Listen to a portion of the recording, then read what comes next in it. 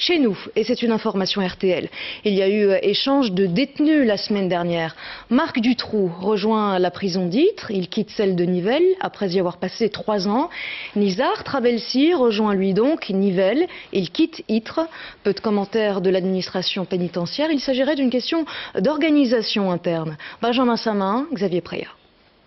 Marc Dutroux a quitté la prison d'Ytre en décembre 2008 pour rejoindre l'établissement de Nivelles, jugé plus souple. En mars 2010, les surveillants ont dû intervenir pour empêcher qu'il soit passé à tabac par des codétenus. Rien n'indique que ces faits soient liés à son retour à Ytre. À mon avis, ce qui a motivé cette décision, c'est que l'infrastructure de Ytre est totalement différente de celle de Nivelles. Peut-être le bâtiment plus sécurisé que celui de Nivelles. Et une disposition au niveau de la quantité du personnel quand même beaucoup mieux faite que celle de Nivelles, quoi.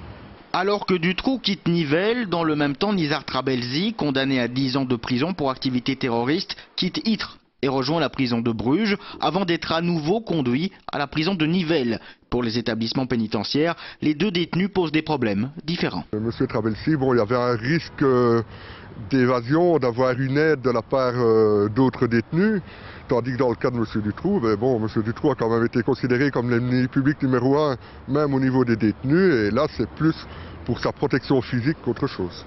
Selon le ministère de la Justice, ce transfert est dû uniquement à un besoin d'organisation interne. Pour justifier un transfert, soit un détenu est difficile, soit un détenu est dangereux, soit parfois il y a des menaces d'évasion.